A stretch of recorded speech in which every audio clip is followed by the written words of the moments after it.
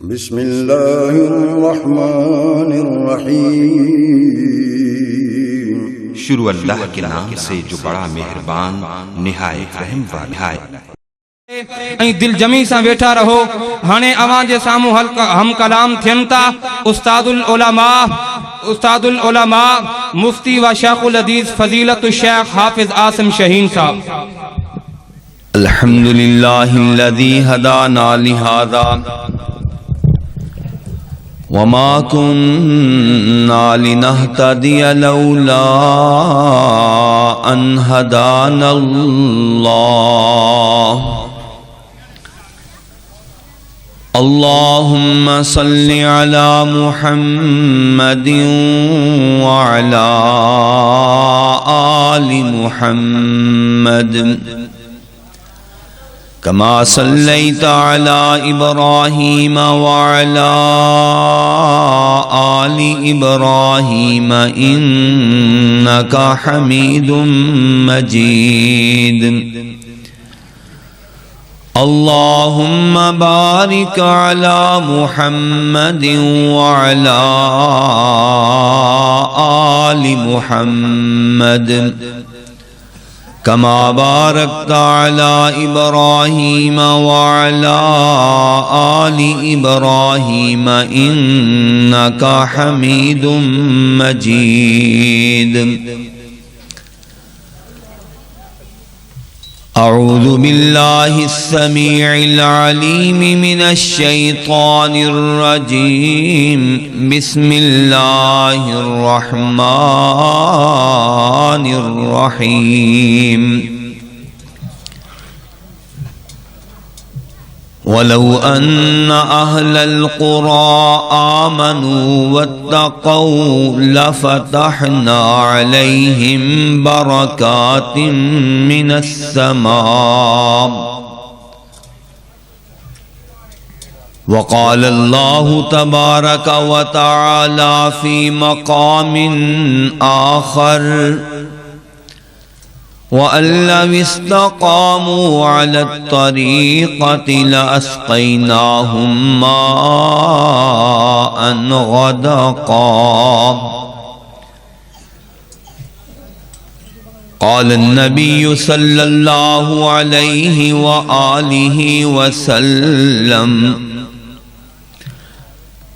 وبارك لي فيما أعطيت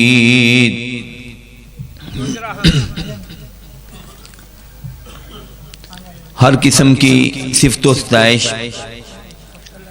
بڑائی، کبریائی، یکتائی اور تنہائی اللہ وحدہ لا شریک ذوالجلال والاکرام کے لیے، جو کل کائنات کا تنہا خالق و مالک اور رازق ہے۔ درود و سلام ہوں جناب سید الابرار، سید ولد آدم، خیر البشر،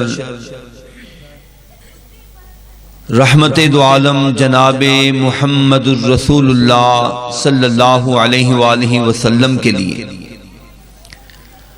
حضرات انتہائی دل جمی کے ساتھ تشریف رکھیں۔ پونے گھنٹے کے لیے مجھے آپ سے ہم کلام ہونے کا کہا گیا ہے۔ میں انشاءاللہ پوری ذمہ داری کے ساتھ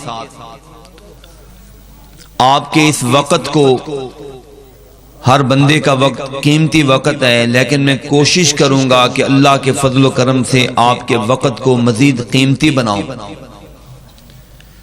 قرآن اور سنت کے مسائل سے، احکام سے اپنی اجڑی کھیتیوں کو، اپنی ویران کھیتیوں کو آباد کرنے کی کوشش کروں۔ دعا کریں اللہ رب العالمین ہمیں سمجھنے کی، سیکھنے کی اور پھر اس کے مطابق عمل کرنے کی توفیق عطا فرمائے۔ حضرات ذی وقار، ہم میں سے ہر آدمی سمجھتا ہے کہ حالات दिगरगू होते जा रहे हैं, बिगड़ते और खराब होते जा रहे हैं। सब कुछ होने के बावजूद हर बंदा परेशान है, हर बंदा शिकवा कर रहा है, हर बंदा बेचैन और बेकरार है। आइए कुरान और सुन्नत की तरफ आइए, देखिए, पढ़िए, सीखिए। मेरा और आपका रब हमारी बेचैनी, बेकरारी, बेबरकती का किस तरह हल पेश कर रहा है। मैं दावे के साथ कह सकता हूं कि जो आदमी अल्लाह के दीन की तरफ आएगा, कुरान और सुन्नत के अहकामात को, और बिलखुसूस अभी मैं अपने नाक़िस इल्म के मुताबिक कुरान और सुन्नत की जो चीजें जिम्मेदारी के साथ आपको बतलाऊंगा, इंशाअल्लाह जो आदमी उनके मुताबिक अमल करेगा, अल्लाह परेशानियों को, बीमारियों को, बेबरकतियों को और नहुस्तों को दूर फरमा देगा। रसूल अकरम सल्लल्लाहु अलैहि वसल्लम अपनी उम्मत को जो कुछ देकर गए, जो कुछ फरमा के गए, जो कुछ करके गए, हमारी तरफ से कमी है, हमारी तरफ से कोताही है कि हम उसको देख नहीं रहे, सीख नहीं रहे। हम वो बेनसीब मरीज हैं जो डॉक्टर के, हकीम और तबीब के नुस्खे के साथ मोहब्बत का दम भी भरते हैं, उसको सीने से भी लगाते हैं, उसको चूमते भी हैं, माथे से भी लगाते हैं, और फिर बड़े प्यार और एहतराम के साथ उसको लिफाफे में बंद करके, तवीज में बंद करके गले में लटका लेते हैं। लेकिन नुस्खे के अंदर मौजूद जो दवाई का तरीका बतलाया गया है, जो दवाई बतलाई गई है, ना वो खरीदते हैं, ना वो अपने हलक के जरिए अपने पेट में डालते हैं, ना सिरप इस्तेमाल करते हैं, ना गोलियां इस्तेमाल करते हैं, ना टीके इंजेक्शन इस्तेमाल करते हैं। बस मोहब्बत के दावे हैं कि ठीक है, हमें डॉक्टर के साथ भी बड़ी मोहब्बत है, उसके नुस्खे के साथ भी बड़ी मोहब्बत है, लेकिन डॉक्टर के कहे हुए नुस्खे को, बतलाए हुए नुस्खे को खरीद कर इस्तेमाल करने की ज़हमत गवारा नहीं करते, जिसकी वजह से बीमारी जूं की तू ही नहीं बल्कि दिन ब दिन बढ़ती जा रही है। अक्लमंद आदमी वो होता है जो कही हुई बात के मुताबिक अमल करता है।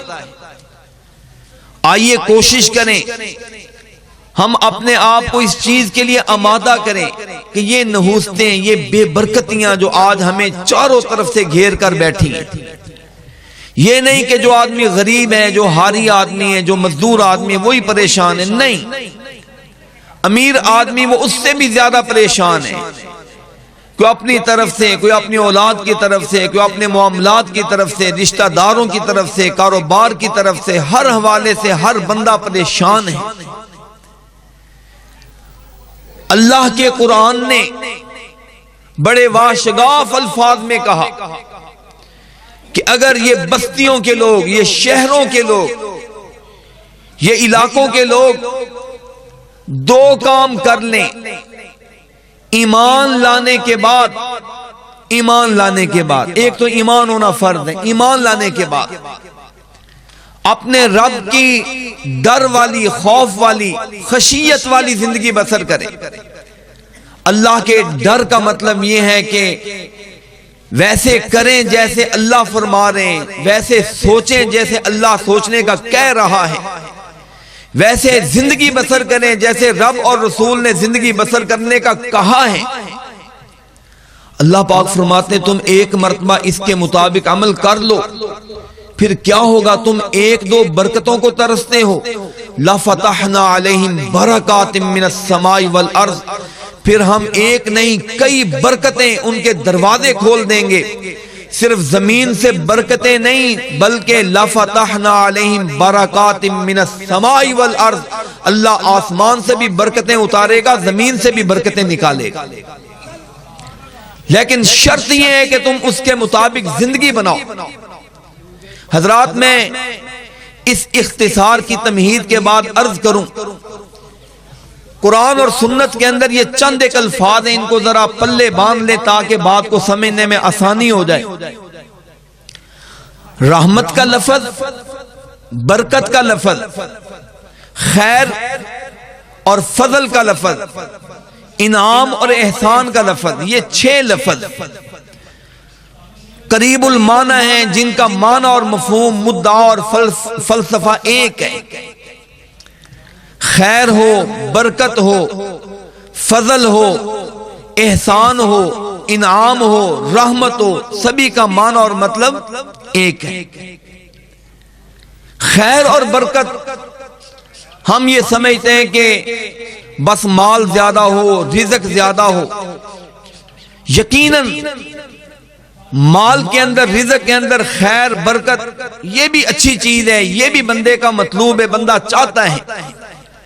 لیکن شریعت نے ہمیں کہا ہے کہ لوگوں صرف یہی برکت نہیں ہے کہ تمہارا مال اچھا ہو، بلکہ یہ بھی برکت ہے مال کے ساتھ ساتھ تمہاری اولاد اچھی ہو، تمہاری شہرت اچھی ہو، تمہارا علم اچھا ہو، تمہارا عمل اچھا ہو، تمہارا کردار اچھا ہو، تمہاری زندگی اچھی ہو، بلکہ زندگی گزرنے کے بعد تمہارا خاتمہ اور تمہارے آثار بقیہ وہ بھی اچھے ہوں، یہ بھی برکت کا حصہ ہے۔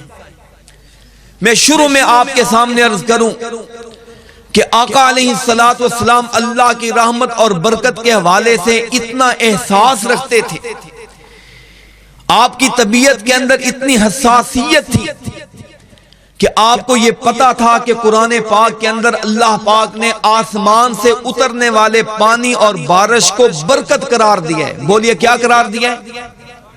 برکت قرار دیا ہے۔ اللہ پاک نے فرمایا نا وَأَنزَلْنَا مِنَ السَّمَاءِ مَاءً مُبَارَكًا، کہ ہم نے آسمان سے برکت والا پانی نازل کیا ہے۔ حضور آقا علیہ السلام برکت کے حوالے سے، اللہ کی رحمت کو حاصل کرنے کے حوالے سے اتنی چاہت اور خواہش رکھتے تھے کہ صحیح حدیث پاک میں موجود ہے، جب بھی بارش اترتی، بارش کی بوندا باندی اور قطرے برسنا شروع ہوتے، حضور علیہ السلام میری طرف دیکھیے، آقا علیہ السلام ایسے اپنے کپڑے کو اوپر فرماتے، بازو کو ننگا کر لیتے اور بارش کے آگے اپنے ہاتھوں کو ایسے فرماتے۔ صحابہ پوچھتے آقا یہ کیا ہے؟ حضور فرماتے لوگوں تمہیں پتہ نہیں کہ اللہ نے اس پانی کو برکت والا قرار دیا ہے، میرا دل چاہتا ہے انہو حدیث عہد بربہ، یہ اپنے رب کی مہمان، یہ تازہ رب کے پاس سے آئی ہے، میرا دل چاہتا ہے میں محمد اس رب کے مہمان کو، برکت کو اپنے جسم کے ساتھ لگا لوں۔ حضور علیہ السلام کی اللہ کی رحمت اور برکت کے حصول کے لیے یہ حساسیت اور یہ چاہت اور پیار تھا۔ اب ہم نے سوچنا ہے کہ ہم کیا اپنے رزق کے اندر، اپنی اولاد کے اندر، اپنے علم کے اندر، اپنے عمل کے اندر، اپنے کردار کے اندر، اپنی زندگی کے اندر اللہ کی رحمت، اللہ کی برکت، اللہ کا فضل، اللہ کی خیر، اللہ کا انعام، اللہ کا احسان حاصل کرنا چاہتے ہیں یا نہیں چاہتے؟ اگر کرنا چاہتے ہیں، میں عقیدے کے حوالے سے، فکر کے حوالے سے 2 چیزیں ذکر کرنے کے بعد برکت کے حصول کے لیے جو اسباب ہیں ان کا تذکرہ کرنے لگا ہوں۔ حضرات دل جمی کے ساتھ بیٹھیں، انشاءاللہ اللہ کے فضل و کرم سے آج کی باتوں کو اگر آپ پلے باندھ لیں گے، ان کے مطابق اپنا عقیدہ اور عمل بنا لیں گے، انشاءاللہ آپ اپنے گھر کے اندر، اپنی اولاد کے اندر، اپنے رزق کے اندر، اپنے عمل کے اندر، اپنے علم کے اندر اللہ کی رحمتوں اور برکتوں کو موسلا دھار جھوم جھوم کر برسنے والی بارشوں کی مانند پائیں گے۔ یہ اللہ کے وعدے ہیں، میری باتیں نہیں، یہ اللہ کے فرامین ہیں، میرا قول و قرار نہیں، یہ اللہ کی آیات کے وعدے ہیں، مصطفیٰ علیہ السلام کے فرامین کے وعدے ہیں۔ اب آئیے ذرا پہلا عقیدہ یہ بنا لیں کہ ہر چیز کا خالق، ہر چیز کا مالک اور ہر چیز کا رازق بولیے کون ہے؟ بولیے ذرا کون ہے؟ یہ عقیدہ بنا لیں اگر برکت حاصل کرنا چاہتے ہیں پہلے عقیدے کی بات یاد کر لیں. جی بولیے ہر چیز کا خالق کون؟ ہر چیز کا مالک کون؟ ہر چیز کا رازق کون ہے؟ اللہ. کہاں لکھا ہوا ہے؟ آئیے میں آپ کو بتلاتا ہوں، قرآن سے حدیث سے بتلاتا ہوں. ہر چیز کا خالق بولیے کون؟ اللہ. اللہ رب العالمین قرآن پاک کے اندر، اللہ رب العالمین اپنی کتاب فرقان کے اندر فرماتے ہیں اے لوگو یاد کر لو، اللہ خالق کل شیء. لوگو ہر چیز کا خالق بولیے، ہر چیز کا خالق، ہر چیز کا خالق اللہ. دوسری آیت میں اللہ پاک فرماتے ہیں اے میرے بندو یاد کر لو، للہ ملک السماوات والارض یخلق ما یشاء. لوگو ہر چیز کا مالک بھی اللہ، خالق بھی. دونوں چیزیں آگی نا اس آیت میں، مالک بھی اللہ، خالق بھی اللہ. ہر چیز کا خالق بولیے کون ہے؟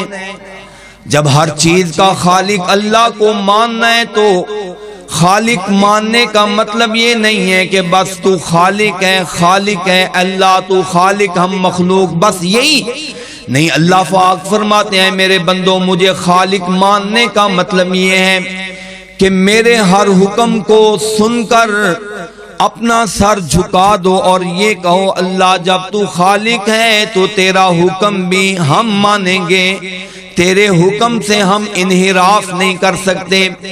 اس لیے اللہ پاک فرماتے ہیں میرے بندو یاد کر لو، الا لہ الخلق والامر. خلق اللہ کے لیے، کیا مطلب؟ خالق بھی اللہ ہے، والامر حکم بھی اسی کا چلنا ہے. یہ نہ ہو کہ خالق اللہ کو مان لو اور حکم ماننے کے موقع پر کہو جی میرا سائیں یہ کہتا ہے، میرا سردار یہ کہتا ہے، میرا پیر فقیر مرشد امام یہ کہتا ہے. کہا نہیں، جب خالق اللہ کو مانتے ہو تو حکم بھی بولو اسی کا مانو. اللہ پاک فرماتے ہیں میرے بندو جو آدمی مجھے خالق مان کر میرا حکم تسلیم کرتا ہے پھر کیا ہوتا ہے؟ اس آیت کا دوسرا حصہ یہ ہے کہ فتبارک اللہ رب العالمین.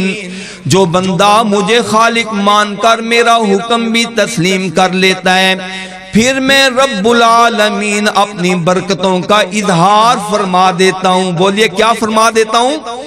برکتوں کا اظہار. لیکن شرط کیا ہے کہ بندہ خالق کس کو مانے؟ بولیے خالق کس کو مانے جی؟ اللہ کو مانے. خالق مان کر اس کا حکم بھی تسلیم کر لیں. مالک کی بات بتلا رہا تھا اللہ رب العالمین فرماتے ہیں وہ آیت جو آپ ہر نماز کی ہر رکعت کے اندر لازمی پڑھتے ہیں، سورہ فاتحہ پڑھتے ہیں نا، اس میں کیا پڑھتے ہیں؟ مالک یوم الدین. کہیں اللہ فرماتے ہیں قل اللہم مالک الملک. ایتیں بہت ساری ہیں، میں آگے مدعا بیان کرنا چاہتا ہوں، صرف عقیدے کی بات مختصر انداز میں ذکر کر کے بات آگے بڑھانا چاہتا ہوں کہ حضرات خالق بولیے کون؟ اللہ. مالک کون ہے؟ اللہ ہے. رازق بھی اللہ. بولیے رازق بھی، بولیے رازق بھی اللہ. اللہ پاک فرماتے ہیں میرے بندوں کو یہ پیغام فرما دیجئے وَإِن مِّن شَيْءٍ إِلَّا عِندَنَا خَزَائِنُهُ. لوگوں یاد کر لو دنیا جہان کے جتنے بھی خزانے، سارے خزانے کس کے پاس؟ علم کا خزانہ، عمل کا خزانہ، اولاد کا خزانہ، رزق کا خزانہ، عزت کا خزانہ، جتنے بھی خزانے، سارے خزانوں کا مالک کون ہے؟ اللہ ہے. ہمیں تو صرف رزق یاد ہے نا جی، اور ہمیں کوئی چیز ہو یا نہ ہو بس کہتے ہیں جی جاتی ہے، چمڑی جاتی ہے چلی جائے، جو بھی جاتا ہے چلا جائے، لیکن رزق مل جائے. کہا نہیں، ہر چیز کے اندر یہ عقیدہ اور فکر رکھو کہ خزانے اللہ کے پاس ہیں اور اللہ ہی خزانے عطا کرنے والا، کوئی اور عطا نہیں کر سکتا.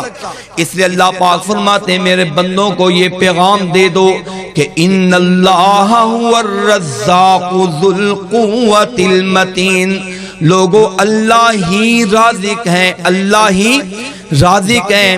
اگر کوئی آدمی تھوڑی سی سمجھ بوجھ رکھتا ہو تو اس کو پتا چل جائے گا کہ اس چھوٹی سی آیت میں اللہ پاک نے دو تاکیدیں، دو تحقیقیں ذکر کی ہیں بات کو پختہ کرنے کے لیے۔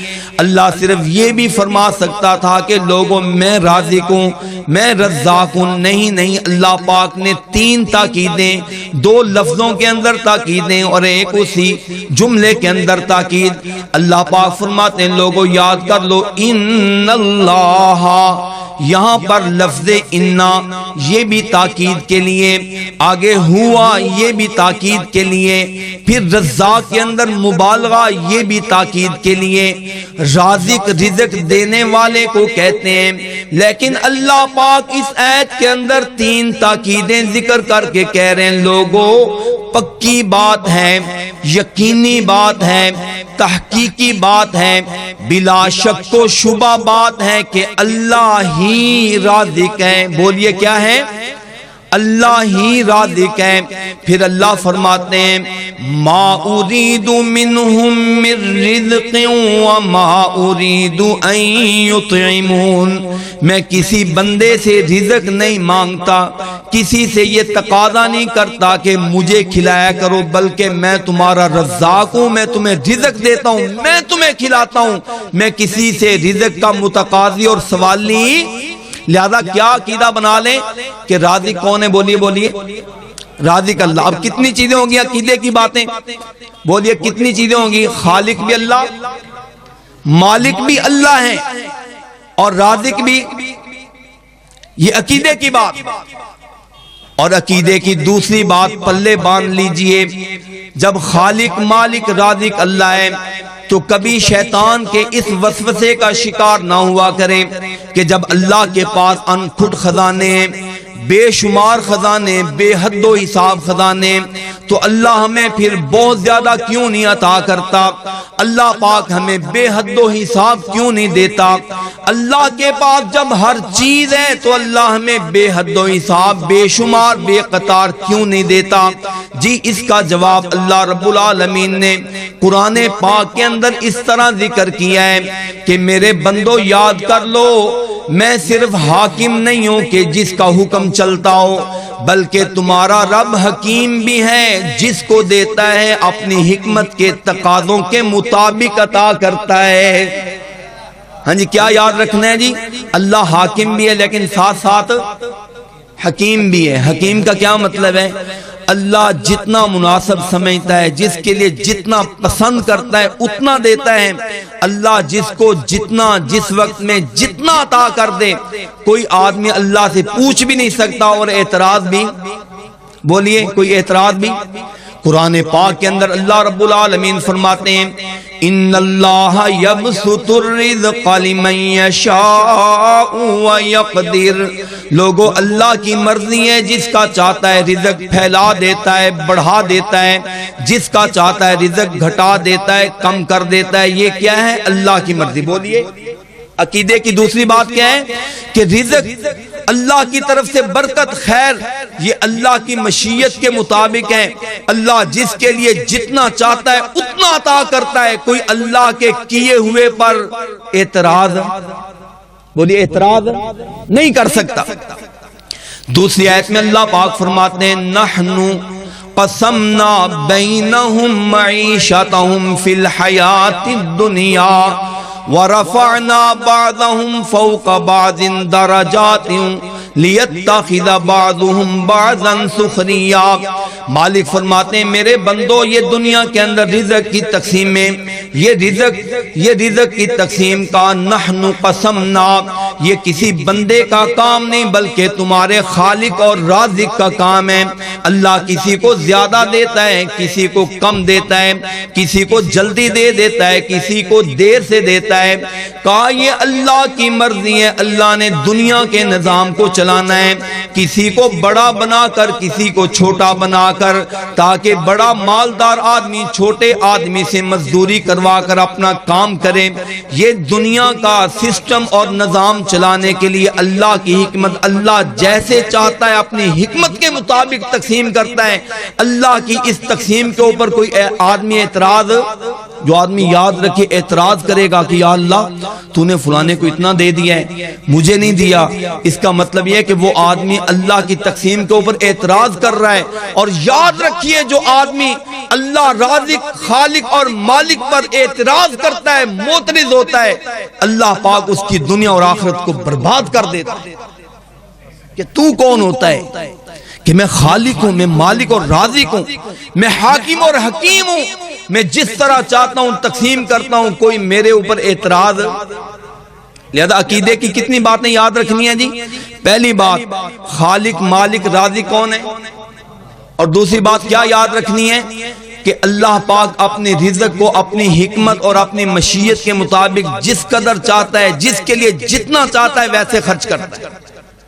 ویسے میں آپ کو ایک اور بات بتاؤں، یہ بھی یاد رکھیے کہ اللہ پاک کی یہ بھی بہنبانی اور حکمت ہے کہ اللہ پاک ہمارے نظام کو صحیح رکھنے کے لیے، لوگوں کے دماغوں کو سیٹ رکھنے کے لیے رزق کی تقسیم مناسب انداز سے کرتا ہے۔ اللہ لوگوں کے دماغوں کو صحیح رکھنے کے لیے، ان کی سوچ اور فکر کو مستقیم رکھنے کے لیے رزق کی مناسب تقسیم کرتا ہے۔ آپ پوچھیں گے کیسے؟ وہ اس طرح کہ اللہ پاک نے قرآن پاک کے 2 مقامات پر فرمایا ہے کہ جب میں لوگوں کی طبیعت یہ ہے کہ جب میں ان کو مال زیادہ دینا شروع کرتا ہوں ان کا دماغ خراب ہونا شروع ہو جاتا ہے۔ اللہ ماشاءاللہ اس طرح ہوتا ہے کہ کسی کے پاس اللہ دولت مال رزق زیادہ دے دے پھر وہ سیدھا ہو، بہت کم ایسے ہوتا ہے۔ وگرنہ یہ ہوتا ہے جب بندے کے پاس زیادہ مال ہوتا ہے نا جی، جیب اس کی بھری ہوئی ہوتی ہے، اس کے بعد دولت کے وافر انبار ہوتے ہیں، پھر کیا ہوتا ہے جناب، وہ اپنے آپ سے نکل جاتا ہے، وہ اپنے آپ کو بہت کچھ سمجھتا ہے اور باقی ساروں کو کیڑے مکوڑے سمجھنا شروع کر دیتا ہے۔ بلکہ جس آدمی کے پاس رزق کی فراوانی ہوتی ہے، جس آدمی کے پاس رزق کی بہتات ہو جاتی ہیں، جس کا رزق، جس کا بینک بیلنس، جس کے رقبے، جس کی زمینیں زیادہ ہو جاتی ہیں، عام طور پر یہ ہوتا ہے کہ وہ اپنے آپ سے نکل کر اپنے آپ کو خدا کے مقام پر لے کر آنا شروع کر دیتا ہے۔ قرآن پاک کے اندر موجود ہے، اللہ پاک فرماتے ہیں کلا ان الانسان لیطغی ان رآہ استغنی۔ لوگوں یاد رکھو بندے کی طبیعت یہ ہے کہ بندہ اس وقت سرکش ہو جاتا ہے، بندہ اس وقت بدماشیاں کرنے لگ جاتا ہے، بندہ اس وقت حتیٰ کہ کفر کے مقام تک پہنچ جاتا ہے جب بندہ سمجھتا ہے کہ میری جیب کے اندر بڑا مال اور طاقت موجود ہے۔ یہ اللہ کا فرمان ہے کہ بندہ عام طور پر اس وقت سرکش ہو جاتا ہے جب اس کے بعد دولت زیادہ نظر آ رہی ہوتی ہے۔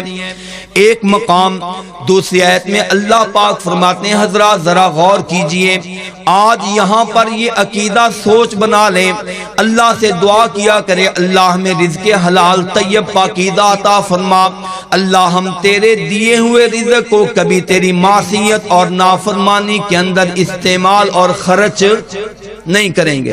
یاد رکھیں اگر آپ دیکھیں نا، ایک آدمی اللہ کا دیا ہوا رزق اس کے کھیت سے نکل رہا ہے، اس کے ادارے سے پیدا ہو رہا ہے، اس کی دکان سے اس کو رزق مل رہا ہے، اس کی جاب اور نوکری سے اس کو یہ رزق مل رہا ہے۔ اب جناب وہ رزق کو سمیٹتا ہے، منڈی مارکیٹ میں بیچتا ہے یا ادارے سے تنخواہ لیتا ہے، جیب میں ڈالتا ہے اور سیدھا جا کر اللہ کی معصیت اور گناہ والے کام کرتا ہے، ایسے آلات خرید کر لاتا ہے، ایسی بے حیائی کی چیزیں لے کر آتا ہے، یا اپنے مال کو لڑائی جھگڑے والے کاموں کے اندر خرچ کرتا ہے، قتل و غارت کے لیے استعمال کرتا ہے، گویا کہ یہ اللہ کو بتلانا چاہتا ہے کہ مالک میرے پاس کچھ نہیں تھا تو میں شریف تھا، تو نے مجھے مال زیادہ دیا ہے تو اللہ دیکھ میں کس طرح بدماشیاں کرتا ہوں۔ ایسے ہے یا نہیں؟ قرآن پاک کے اندر اللہ پاک فرماتے ہیں، حضرات ذرا غور کیجئے اس آیت پر، میں قرآن بھی بتلا رہا ہوں، حدیث بھی بتلا رہا ہوں اور آپ کو تجربے کی بات بھی بتلا رہا ہوں۔ اللہ پاک فرماتے ہیں وَلَوْ بَسَطَ اللَّهُ الرِّزْقَ لِعِبَادِهِ لَبَغَوْا فِي الْأَرْضِ وَلَكِنْ يُنَزِّلُ بِقَدَرٍ مَا يَشَاءُ۔ اللہ پاک فرماتے ہیں لوگوں کی عادت یہ ہے، لوگوں کی عادت کی وجہ سے ہم یہ کر رہے ہیں۔ وَلَوْ بَسَطَ اللَّهُ الرِّزْقَ لِعِبَادِهِ، اگر ہم اپنے بندوں کا رزق زیادہ بڑھا دیں، اگر ہم چہار طرف سے ان کو رزق کے انبار لگا دیں، پھر کیا ہوگا؟ یہ نہیں کہ رزق کو پا کر وہ عبادت زیادہ شروع کر دیں کہ چلو جی پچھلے سال تھوڑی فصل تھی، اس سال زیادہ ہوئی ہیں، اب اس حساب سے پہلے 5 فرض نمازیں پڑھتے تھے، اب اشراق پڑھنا شروع کر دیں، چاشت پڑھنا شروع کر دیں، اب جناب تہجد پڑھنا شروع کر دیں۔ پہلے اگر مہینے میں 1000 روپیہ صدقہ دیتے تھے، اللہ نے زیادہ دیا چلو 2000 دینا شروع کر دیں، اللہ نے مزید بڑھا دیا 4000 دینا شروع کر دیں۔ کہا جو آدمی زیادہ رزق لے کر زیادہ بغاوت کرتا ہے، زیادہ سرکشی کرتا ہے، زیادہ بدماشی کرتا ہے، اللہ پاک ایسے بندے کا رزق روک لیتے ہیں کہ تھوڑا ملتا ہے بندے کا بچہ بن کے رہتا ہے، تھوڑا ملتا ہے شرافت میں رہتا ہے، تھوڑا ملتا ہے اپنے آپ میں رہتا ہے۔ اللہ پاک فرماتے ہیں پھر اس کو صحیح رکھنے کے لیے ہم اس کا رزق کم کر دیں۔ یہ قرآن پاک ہے، سورہ شورا 25واں پارہ پڑھ کر دیکھیے، اللہ پاک فرماتے ہیں وَلَوْ بَسَطَ اللَّهُ الرِّزْقَ لِعِبَادِهِ، اگر ہم اپنے کچھ بندے ایسے ہیں کہ اگر ہم ان کا رزق زیادہ کر دیں۔ آپ کو میری بات سمجھ آ رہی؟ باتیں سمجھ آ رہی؟ اللہ پاک فرما رہے ہیں 25ویں پارے کے اندر اگر ہم اپنے بندوں کا رزق زیادہ کر دیں پھر کیا ہوتا ہے، لَبَغَوْا فِي الْأَرْضِ، یہ زمین کے اندر سرکشیاں شروع کر دیتے ہیں، لڑائی جھگڑے اور قتل و غارت شروع کر دیتے ہیں لوگوں کی اسی غلط اور گندی عادت کی وجہ سے۔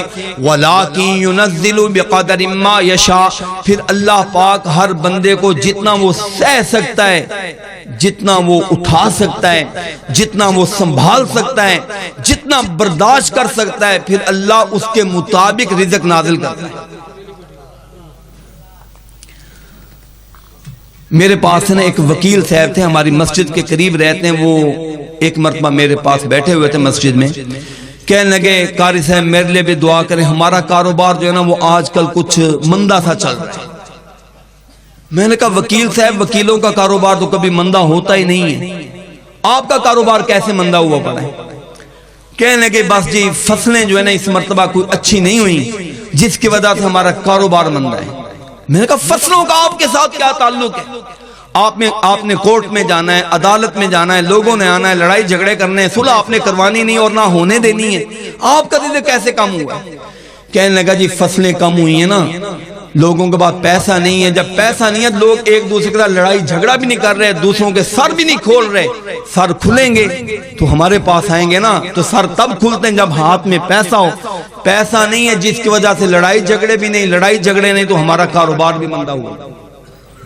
ایسے ہے یہ نہیں، پیسہ زیادہ ہوتا ہے تو پھر لڑائی جھگڑے زیادہ ہوتے ہیں۔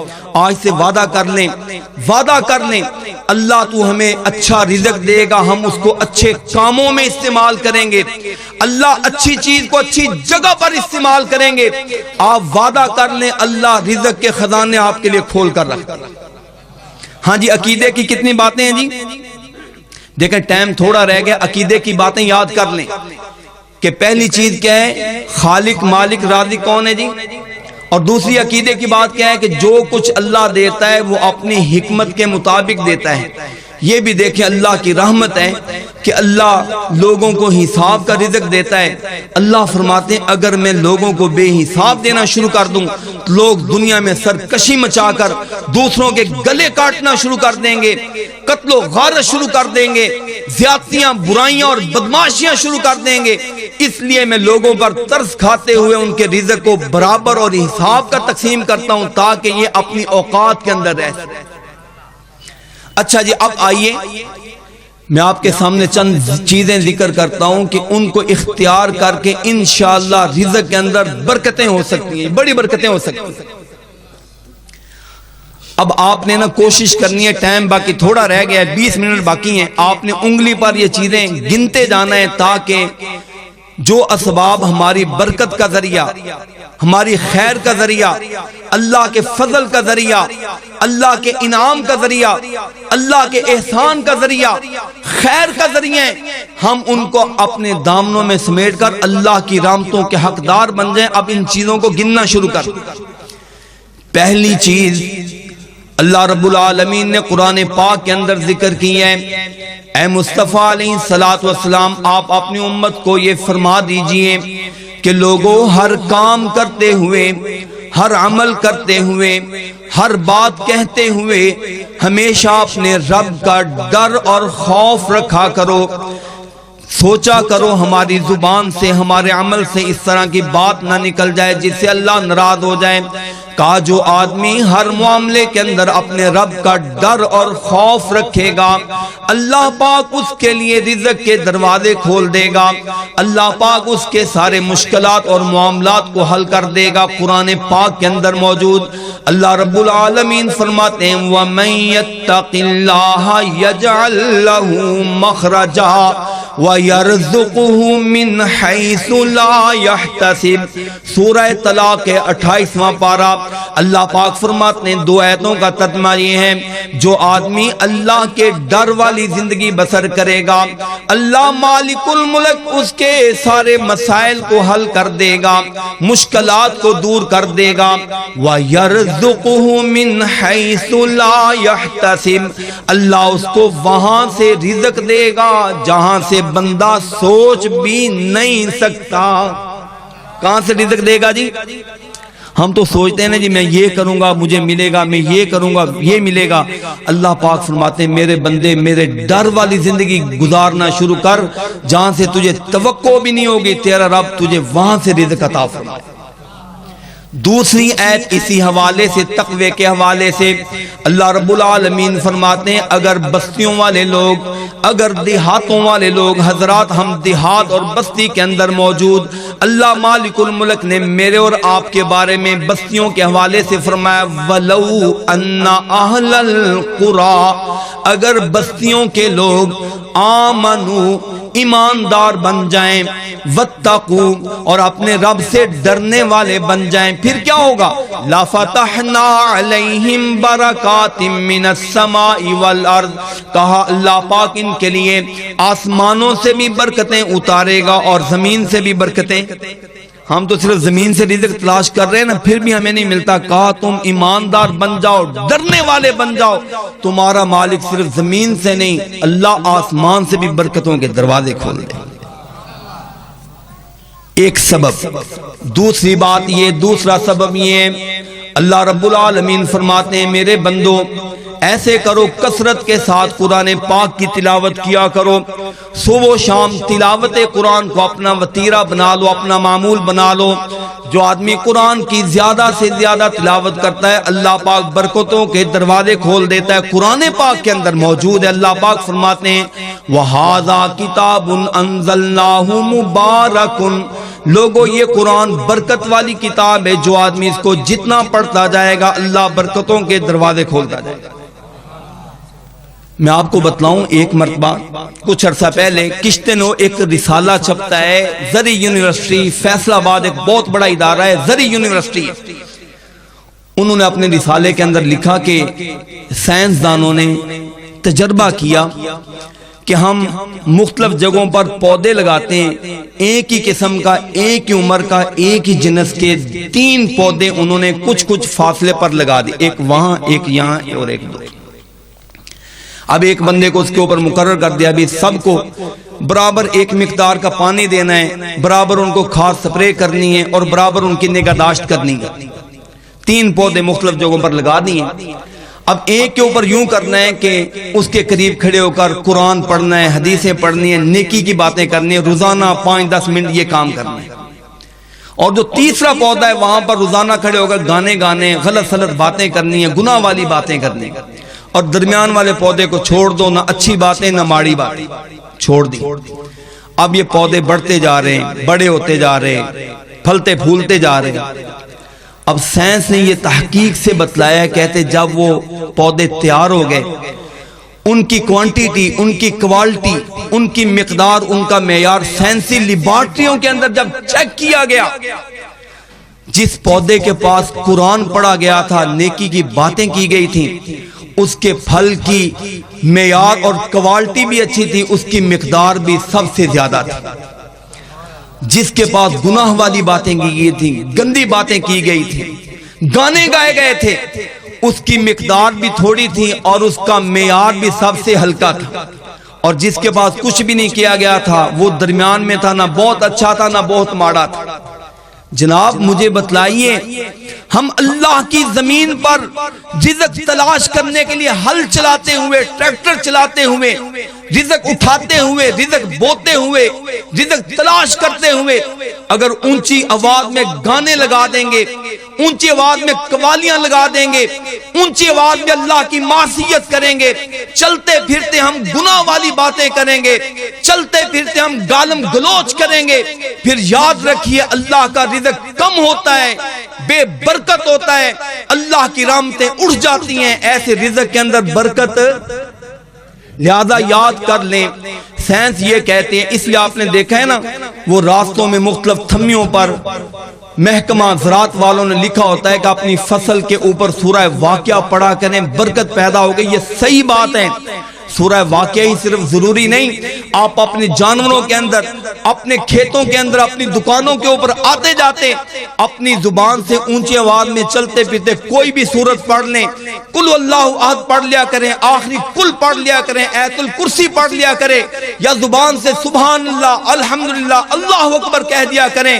یہ رب کا بھی وعدہ ہے، یہ مصطفیٰ کریم علیہ السلام کا بھی وعدہ ہے۔ سائنس نے بھی ثابت کر دیا ہے، جس جانور کے پاس قرآن پڑھا جائے، جس فصل کے اوپر قرآن پڑھا جائے، جس ماحول کے اندر رب کا ذکر کیا جائے، اللہ رزق بھی بڑھا دیتا ہے، مقدار بھی بڑھا دیتا ہے، اللہ معیار بھی بڑھا دیتا ہے۔ لہذا یہ دوسری چیز کیا ہے جی؟ پہلی چیز کیا تھی؟ اللہ کا ڈر، پہلی چیز کیا تھی؟ اور دوسری چیز کیا ہے؟ کہ اللہ کا ذکر قرآن زیادہ سے زیادہ کیا کرے۔ میں حدیث ذکر کرنے لگا ہوں، صحیح حدیث پاک، آقا علیہ السلام نے پورے قرآن، سبحان اللہ، قرآن تو نور ہے، قرآن تو اللہ کی کتاب ہے، اللہ کی وحی۔ حضور علیہ السلام نے صرف ایک چھوٹی سی ایک سورت، 2.5 پارے کے برابر ایک سورت، جس کو سورہ البقرہ کہتے ہیں، حضور علیہ السلام فرماتے تھے لوگو سورہ بقرہ پڑھا کرو، سورہ بقرہ پڑھا کرو، سورہ بقرہ پڑھا کرو۔ آقا فرماتے ہیں لوگوں فَإِنَّ أَخْذَهَا بَرَكَةٌ وَتَرْكَهَا حَسْرَةٌ، لوگوں سورہ بقرہ جو آدمی پڑھتا ہے اللہ اس کی وجہ سے برکتوں کا نزول فرماتا ہے، لوگوں جو آدمی سورہ بقرہ نہیں پڑھتا اس کے لیے افسوس اور بربادی ہی بربادی ہوتی ہیں۔ اور پھر حضور تیسری بات فرماتے ہیں لا يستطيعها البطل، دنیا جہان کے جادو اپنی جادوگری کے ساتھ آ جائیں، سورہ بقرہ کا مقابلہ نہیں کر سکتے۔ دوسری حدیث پاک آقا علیہ السلام فرمایا کرتے تھے لوگوں اپنے گھروں کے اندر سورہ بقرہ پڑھا کرو، فَإِنَّ الْبَيْتِ الَّذِي يُقْرَأُ فِيهِ سُورَةُ الْبَقَرَةِ تَنْفِرُ مِنْهُ الشَّيَاطِينُ، آقا فرماتے ہیں لوگوں جس گھر کے اندر سورہ بقرہ پڑھی جائے وہاں سے نحوستیں اور شیطان دور ہو جاتے ہیں۔ دوسری چیز کیا ہو گئی جی؟ قرآن، قرآن کو کثرت کے ساتھ پڑھا کریں، قرآن کی تلاوت کو اپنے جی کے اندر بسا لیں، اپنے گھروں، اپنے دفتروں، اپنی دکانوں، اپنے کھیتوں، اپنے کھلیانوں کے اندر چلتے پھرتے اٹھتے بیٹھتے پڑھتے رہا کریں، اللہ اس کی وجہ سے برکتوں کا نزول فرماتا رہے۔ ہاں جی، کون وعدہ کرتا ہے جی ٹریکٹر چلاتے ہوئے، ہل چلاتے ہوئے وہ گانے نہیں لگائے گا؟ کون وعدہ کرتا ہے جی؟ ہاں جی، آئندہ سے گانے نہیں لگائیں گے، بلکہ اس کی جگہ پر کیا لگایا کریں جی؟ قرآن پاک کی تلاوت لگا دیں، تلاوت لگا دیں، انشاءاللہ آپ کے اس تلاوت اونچی آواز سے پڑھنے لگانے کی وجہ سے جس کے کان تک اللہ کے قرآن کی آواز جائے گی، جتنا وہ سنتا جائے گا اس کا ثواب بھی آپ کو ملتا جائے گا۔ اور اگر آپ نے گانے لگائے ہوں گے گناہ آپ کو بھی ملے گا، آپ کی فصل بھی خراب ہو رہی ہے، رزق بھی برباد ہو رہا ہے، اور جن کے کانوں تک آپ کے گندی آواز، یہ گانوں کی غلط آواز جا رہی ہے، ان کو بھی گناہ ملے گا، اور آپ جو ذریعہ بن رہے ہیں آپ کو بھی گناہ ملے گا۔ اس لیے آئندہ سے اس سے پرہیز کیا کریں گے نا۔ دو چیز۔ تیسری چیز نبی پاک علیہ السلام کا بھی فرمان اور قرآن پاک کے اندر بھی موجود، اگر برکت حاصل کرنا چاہتے ہیں، آقا علیہ اللہ رب العالمین فرماتے ہیں میرے بندو یوں کیا کرو، جب تم گھر میں داخل ہوا کرو، جب بھی کوئی آدمی اپنے گھر میں جائے اونچی آواز میں السلام علیکم کہا کرے۔ کیا کہا کریں جی؟ کہا السلام کہنا فرض ہے، اگر کوئی آدمی اس کے ساتھ رحمت اللہ بڑھا دے اللہ مزید نیکیاں عطا فرمائے گا، اگر اس کے ساتھ تیسرا لفظ و برکات بھی بڑھا دے تو اللہ مزید نیکیاں بڑھا دے گا۔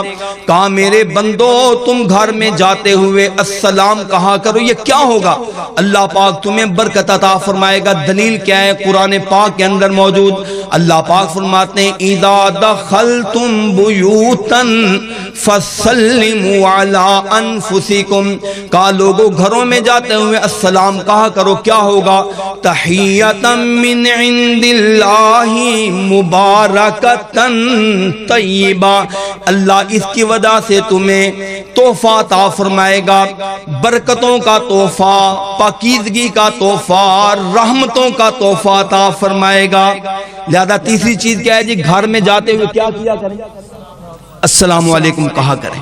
بلکہ حدیث پاک میں لوگوں جس طرح گھر میں جاتے ہوئے السلام کہا کرو، گھر سے واپسی پر بھی سلام لے کر آیا کرو، انشاءاللہ جو آدمی اس عمل کو لگاتار اور مسلسل اختیار کرے گا اللہ پاک اس کے معاملات کے اندر برکتوں کا نزول فرما دے گا۔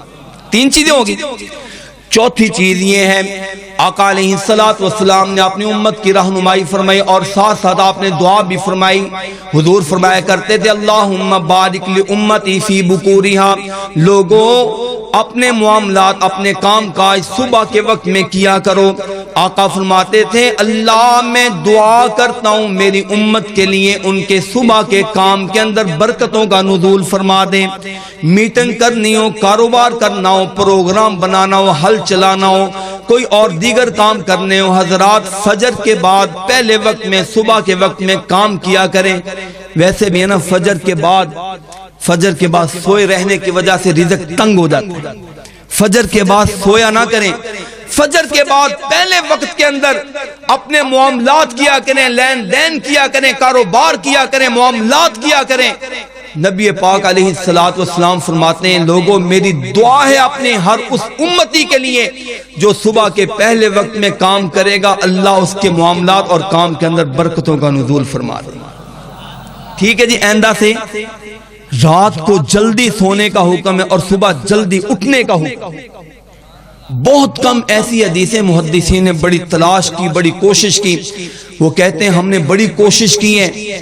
آقا علیہ الصلوۃ والسلام کی یہ حدیث تھی کان یکرہ النوم قبلہا والحدیث بعدہا، آقا علیہ الصلوۃ والسلام عشاء کی نماز سے پہلے سونا پسند نہیں کرتے تھے، عشاء کی نماز کے بعد باتیں کرنا پسند نہیں کرتے تھے۔ محدثین نے بڑی چھان بین کی کہ ہم دیکھیں حضور علیہ الصلوۃ والسلام نے کبھی عشاء کے بعد باتیں کی ہیں، بہت کم چیزیں ملی ہیں، یا کبھی مہمان آ گئے تو آپ نے باتیں کی ہیں، یا کبھی کوئی دینی پروگرام تھا آپ نے باتیں کی ہیں، یا کوئی جنگی کام کاج تھا آپ نے باتیں کی ہیں، یا حضور علیہ الصلوۃ والسلام نے میاں بیوی کے لیے ان کے معاملات کے لیے رات کو باتیں کرنے کی اجازت دی، وگرنہ عام طور پر عشاء کے بعد حضور علیہ الصلوۃ والسلام نے آرام کرنا پسند کیا ہے، صبح کے وقت میں جلدی اٹھ کر اپنے معاملات کرنے کو پسند کیا ہے۔ کہا جو آدمی دن کے شروع حصے میں فجر کے بعد کام کاج کرے گا اللہ اس کو برکتیں عطا فرمائے۔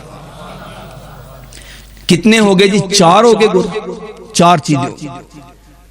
5ویں چیز یہ ہے قرآن پاک کے اندر موجود ہے میرے بندو، اگر تم چاہتے ہو کہ تمہیں حیات طیبہ، برکت والی زندگی، خیر والی زندگی، رحمت والی زندگی، فضل والی زندگی، انعام اور احسان والی زندگی مل جائے، پھر یوں کرو کہ ہمیشہ نیکی کیا کرو، جہاں تمہیں نیکی کرنے کا موقع ملے پھر آنکھیں نہ بند کیا کرو، پیچھے نہ ہٹا کرو، جیسے ہی نیکی کا موقع ملے تم نیکی کر لیا کرو، اللہ تمہیں رحمتوں والی اور برکتوں والی زندگی عطا فرما دے گا۔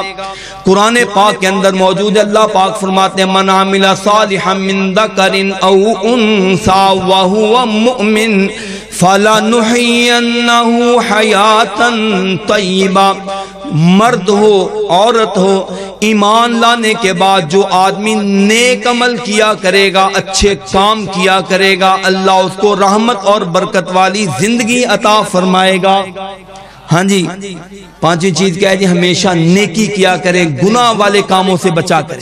یہ دیکھیں نا موبائل آپ کے پاس موجود ہیں, چیزیں موجود ہیں, دیکھیں اس کے اندر اچھی چیزیں بھی موجود ہیں, غلط چیزیں بھی موجود ہیں. آپ کو کاروبار کرتے ہوئے اچھی چیز بھی ملتی ہے, بری چیز بھی ملتی ہے. آپ کو حق حلال کی روزی بھی نظر آتی ہے, حرام کی روزی بھی نظر آتی ہے. آپ کی زبان سے گالی بھی نکل سکتی ہے, اللہ کا ذکر بھی نکل سکتا ہے.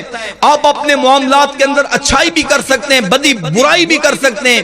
حضرات قرآن یہ کہتا ہے جو آدمی ہر موقع پر نیکی کو اختیار کرتا ہے, جو آدمی گالی کو چھوڑ کر ذکر کرتا ہے, حرام کو چھوڑ کر حلال کو اختیار کرتا ہے, بدی کو چھوڑ کر حسنہ نیکی کو اختیار کرتا ہے, اللہ پاک اس کی زندگی کے اندر برکتیں عطا فرماتا ہے. اور ساتویں چیز یہ ہے کہ بالخصوص نیکیوں میں سے ایک چیز کو یاد کر لیں, نیکیوں میں سے ایک چیز بڑی کام کی چیز ہے.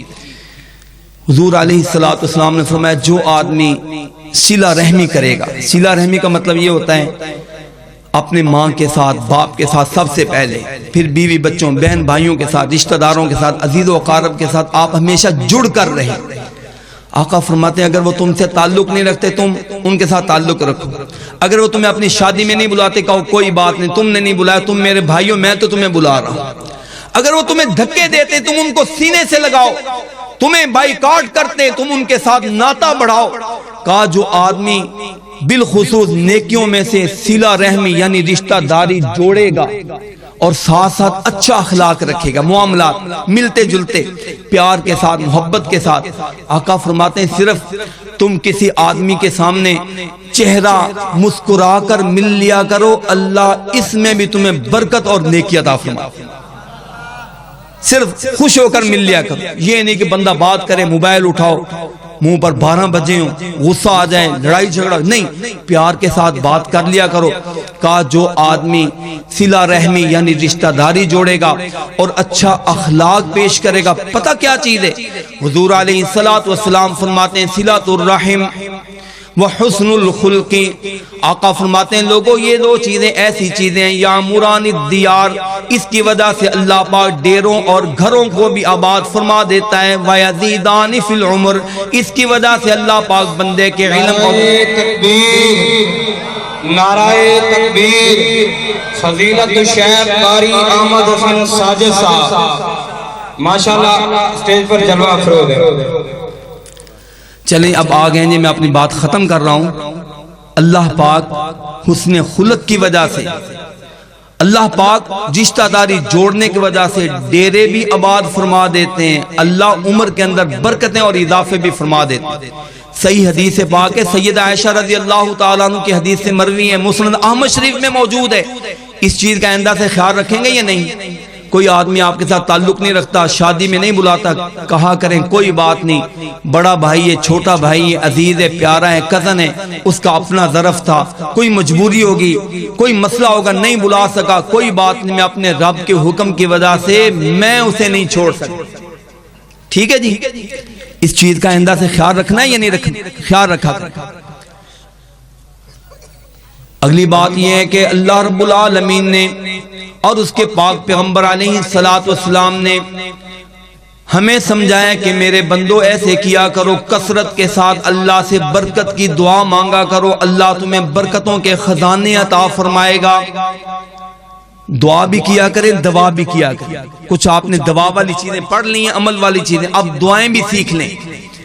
اللہ سے ہمیشہ برکت کی دعا مانگا کریں, اللہ ہمیں برکت عطا فرما. اور یاد رکھیے, پہلی بات دوبارہ یاد کر لیجئے, خیر ہو, فضل ہو, رحمت ہو, برکت ہو یا انعام یا احسان ہو, یہ 6 کے 6 چیزیں ایک ہی معنی پر دلالت کرتی ہیں, اللہ کی رحمت پر, اللہ کی مہربانی پر دلالت کرتی ہیں. اللہ رب العالمین فرماتے میرے بندوں مجھ سے مانگا کرو. آقا علیہ السلام نے برکت کی دعائیں اپنی امت کو سکھلائیں کثرت کے ساتھ. دیکھیے نا, جب کبھی آقا علیہ السلام کو یا آپ کے کسی امتی کو کوئی معاملہ پیش ہوتا نا, کوئی مسئلہ ہوتا, میں یہ کام کروں یا نہ کروں, یہ کاروبار کروں یا نہ کروں, یہ رشتہ داری بچے اور بچی کا معاملہ کر رہا ہوں, کروں یا نہ کروں. بخاری شریف میں حدیث ہے, صحابہ فرماتے ہیں حضور علیہ الصلوۃ والسلام ہمیں ایک دعا سکھلایا کرتے تھے جس کو دعائے استخارہ کہتے ہیں. کہا لوگو جب بھی کوئی کام کرنا ہو نا اس سے پہلے اللہ سے یہ دعا مانگ لیا کرو, اللہ پاک تمہارے معاملے کو بہتر کر دے گا, جہاں بھی خیر اور برکت ہوگی اللہ تمہارے دامن میں جمع کر دے گا, جہاں بھی نقصان اور برائی بدی ہوگی اللہ پاک تمہاری حفاظت فرما دے گا. وہ دعا آپ یہاں پر مولانا قاری عمران سے موجود ہے, ان سے سیکھ لیجئے گا. اس کے اندر ایک لفظ یہ موجود ہے ثم بارک لی فیہ, اللہ یہ میں نے تجھ سے یہ کام کرنے کا, یہ معاملہ کرنے کا, اللہ تجھ سے یہ معاملہ تیرے سامنے رکھا ہے, مالک یہ میری کوشش ہے لیکن تجھ سے دعا کر رہا ہوں کہ اللہ اس میں برکت کا نزول تو فرما. برکت کا نزول.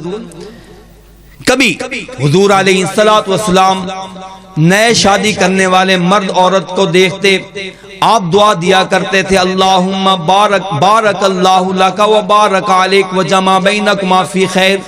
شادی کرنے والے اللہ پاک تمہیں برکتوں سے مالا مال فرمائے, اللہ برکتوں کے تیرے لیے دروازے کھول دے, ہر نیکی کے کام میں اللہ پاک تمہیں اتفاق عطا فرمائے. آقا علیہ الصلوۃ والسلام نے امت کے لوگوں کو, امت کو شادی کے موقع پر بھی برکت کی دعا دینے کا, برکت کی دعا لینے کا حکم ارشاد فرمایا. بلکہ نبی پاک علیہ الصلوۃ والسلام جب کھانا بھی کھایا کرتے تھے نا, جب کھانا کھایا کرتے صحابہ کہتے ہیں کئی دعائیں آقا علیہ الصلوۃ والسلام نے فرمائی ہیں, لیکن ایک یہ دعا بھی ہوا کرتی تھی اللہم بارک لنا فیہ, اللہم بارک لنا فیہ وزدنا منہ, اللہ اس کھانے کے اندر برکت عطا فرما دے, اللہ اس کھانا, یہ کھانا جو ہم نے کھایا اس کے اندر برکتوں کا نزول فرما, مزید عطا فرما. وآتنا خیرا منہ, اللہ اس سے بہتر عطا فرما. جب حضور علیہ الصلوۃ والسلام دودھ پیا کرتے اس وقت بھی اسی طرح کی برکت کی دعا مانگا کرتے. معنی یہ ہوا آقا علیہ الصلوۃ والسلام شادی کا معاملہ ہو, حضور علیہ الصلوۃ والسلام نے کھانے کے معاملے میں, پینے کے معاملے میں, دیگر معاملات کے اندر اپنی امت کو تلقین فرمائی ہے اللہ کے بندو اللہ سے برکت مانگا کرو, اللہ تمہیں برکتوں سے مالا مال فرما دے. اور آخری چیز ذکر کر کے میں اپنے مہمان محترم کو آنے کی دعوت دوں گا. آخری بات پلے باندھ لیں, وہ یہ ہے کہ اللہ پاک نے جتنا کچھ عطا کر دیا ہے, رزق ہے, اولاد ہے, عزت ہے, مال ہے, رقبہ ہے, زمین ہے, عزت, جو کچھ بھی ہے, جتنا کچھ عطا کر دیا ہے اس پر اپنے رب کا شکر ادا کیا کریں. اللہ کا وعدہ ہے کہ میرا بندہ میری دی ہوئی برکت پر جتنا شکر ادا کرے گا اللہ اس برکت کو بقا بھی عطا فرمائے گا, اللہ اس کو دوام بھی نصیب فرمائے گا. یعنی اللہ اس کو باقی بھی رکھتا ہے اور اس کے اندر برکتیں بھی عطا فرما دیتا ہے, اللہ اس کے اندر اضافہ بھی فرما دیتا ہے. یہ قرآن پاک کے اندر موجود ہیں. اللہ پاک نے فرمایا میرے بندو لئن شکرتم لازیدنکم, اگر تم شکریہ ادا کرتے جاؤ گے میں تمہیں بڑھاتا جاؤں گا, زیادہ دیتا جاؤں گا. اللہ رب العالمین سے دعا ہے کہ اللہ ہمیں ان سارے اسباب کو, عقیدے کی باتیں ہیں یا عمل کی باتیں, مالک ہمیں ان چیزوں کو اپنے دامنوں میں سمیٹنے کی توفیق عطا فرمائے, اور اللہ ہمیں اپنی کھلی آنکھوں سے اپنے نیک عمل کے ذریعے ان رحمتوں کے نزول کو جھوم جھوم کر برستا ہوا دیکھنے کی توفیق نصیب فرمائے. آخر دعوانا الحمدللہ.